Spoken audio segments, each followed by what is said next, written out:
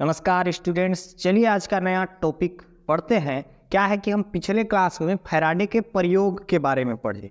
इस क्लास में हम फैराडे के विद्युत चुंबकीय प्रेरण के नियम पढ़ेंगे। उन्होंने प्रयोगों के आधार पर ही नियम दिया था। तो पहले हमने प्रयोग देखा, अब देखेंगे नियम। कितने नियम दिए? 2 नियम दिए। पहला नियम क्या है? देखिए, पहला नियम को जानने से पहले जो पिछले क्लास में हमने प्रयोग पढ़ा था उसका थोड़ा हाईलाइट करिए, क्योंकि वही जो पहला प्रयोग है उसी से क्या दिया, इस नियम को दिया है। ठीक है, तो उसको सुनिएगा। पहले पिछले क्लास में ये था, देखिए, एक विद्युत रोधी तांबे का तार होता था। विद्युत रोधी तांबे का तार मतलब जिसमें धारा का प्रवाह नहीं होता उसे विद्युत रोधी या कुचालक कहते हैं। तो विद्युत रोधी तांबे के तार में क्या जोड़ देते हैं? गैल्वेनोमीटर जोड़ देते हैं। उसके दोनों सिरों से ये धारामापी गैल्वेनोमीटर। ठीक है, फिर जब चुंबक को उसके पास लाया जाता है और दूर ले जाया जाता है, ये प्रक्रिया बार बार दोहराया जाता है, तो इसमें क्या उत्पन्न होता है? विक्षेप उत्पन्न होता है। ठीक है, अब देखिए पहला नियम पढ़िए। अब उतना समझ आया? आप पहला नियम देखिए, क्योंकि पिछले क्लास में हम देख चुके हैं। आप डिटेल से उस क्लास को देख सकते हैं, लिंक मैं डिस्क्रिप्शन में दे दिया। ठीक है, तो और क्लियर हो जाएगा। 5 मिनट का है वो।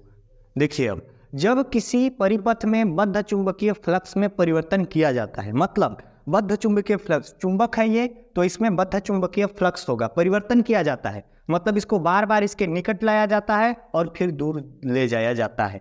तो क्या होता है इसमें? बताया ना मैं कि विक्षेप उत्पन्न होता है इस कुंडली में।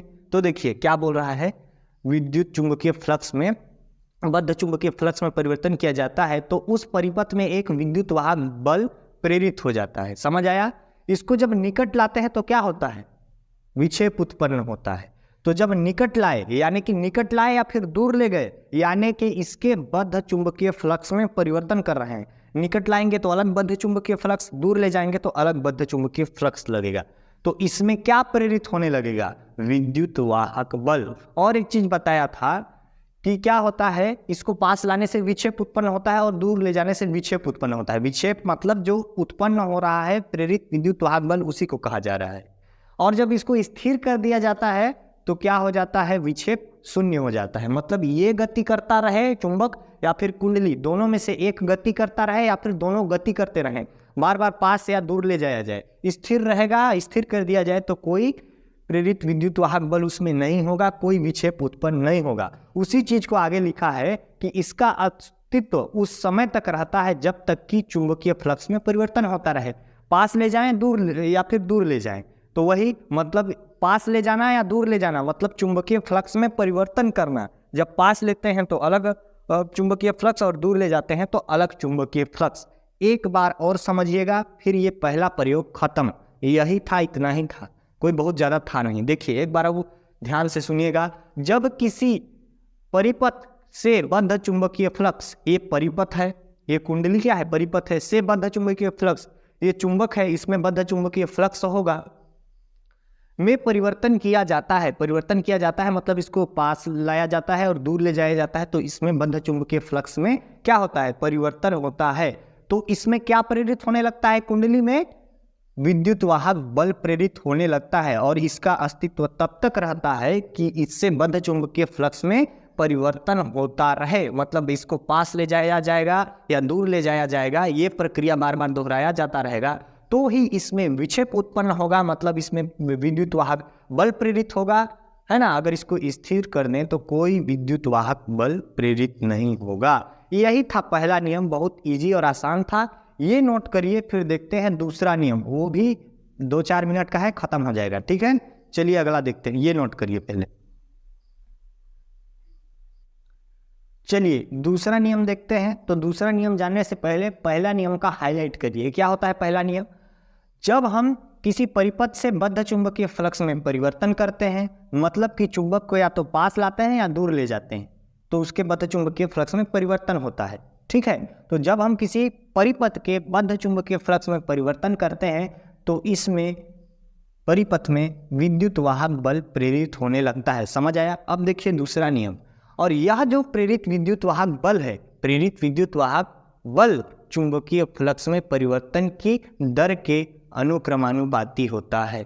ये होता है द्वितीय नियम। चलिए अब डेरिवेशन करते हैं। क्या होता है? मान लीजिए किसी क्षण पर इस परिपथ का बद्ध चुंबकीय फ्लक्स क्या है? φ1, और t समय पश्चात इसका चुंबकीय फ्लक्स क्या हो जाता है, φ2 हो जाता है। मतलब t समय पश्चात क्या हुआ, परिवर्तन हुआ। तो उसी चीज को लिखता हूं, इसलिए किसमें परिवर्तन हुआ, चुंबकीय फ्लक्स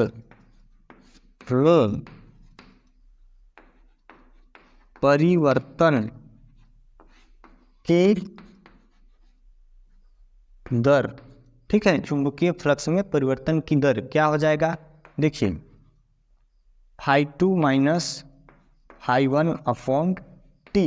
क्या होता है, परिवर्तन होता है तो अंतिम को पहले लिखते हैं, फिर माइनस करके प्रथम को लिखते हैं, है ना, अंतिम माइनस प्रथम ऐसे लिखते हैं, सम बटे टी यानी टाइम।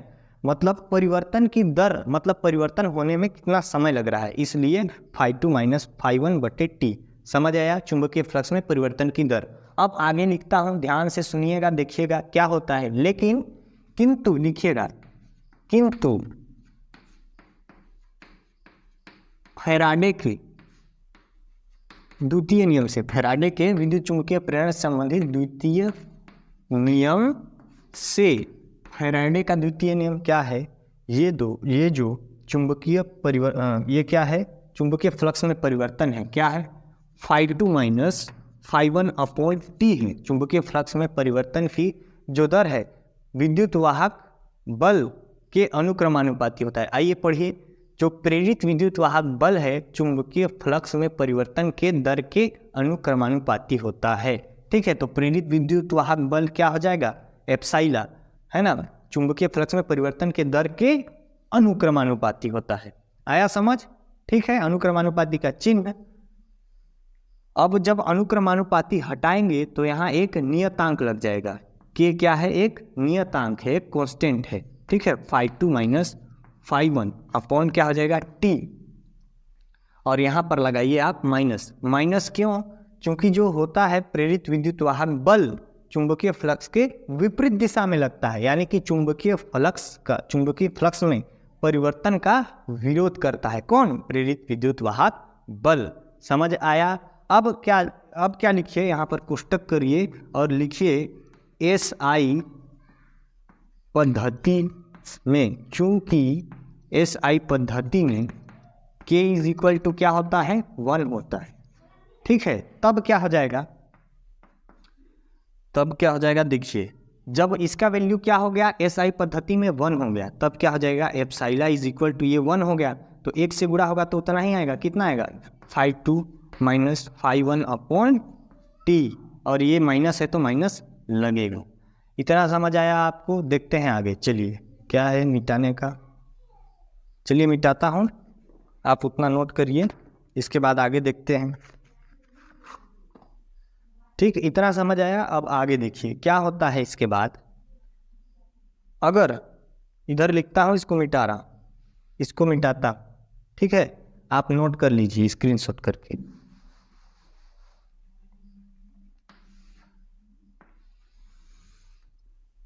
अगर डेल्टा टी समय में परिवर्तन, किसमें परिवर्तन, चुंबकीय फ्लक्स में परिवर्तन क्या हो,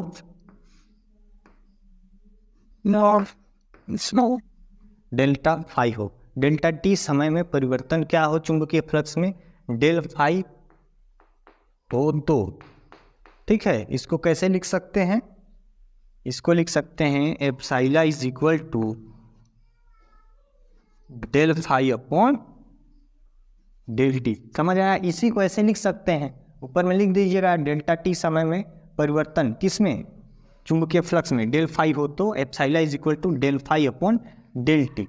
इतना समझ आया। अगर देखिए, और अगला कंडीशन क्या होता है, अगर ये जो समय है बहुत अल्प हो, मतलब बहुत कम हो, है ना, लिखिए यदि समय अंतराल जो परिवर्तन हो रहा है उस समय अंतराल की बात करें, समय अंतराल क्या हो, बहुत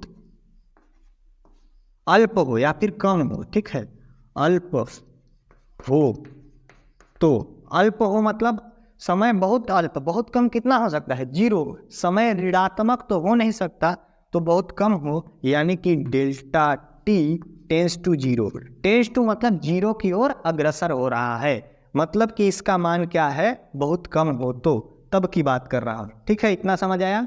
इधर आप नोट कर लिए हैं, इधर को मिटा रहा हूँ। ठीक है, उतना आया है। अब देखते हैं आगे, मिटाता हूँ।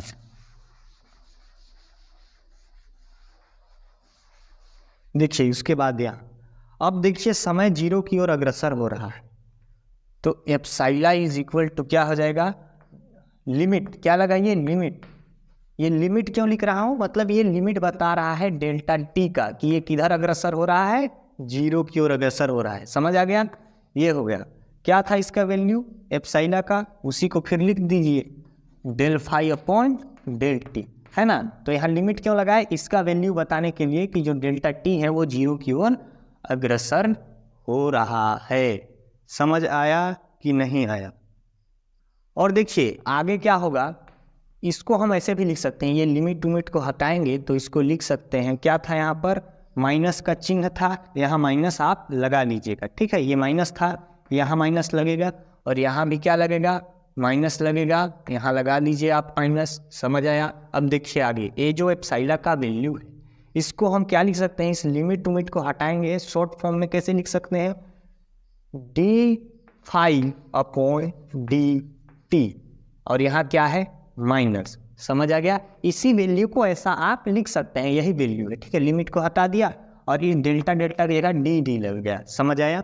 ये क्या होगा, यही होता है फैराडे का द्वितीय नियम। लिख दीजिएगा, यही फैराडे के द्वितीय नियम का व्यंजक है।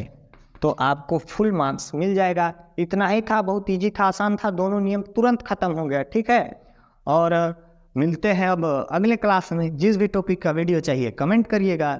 ठीक है, मिलते हैं अगले क्लास में। जय हिंद, जय भारत।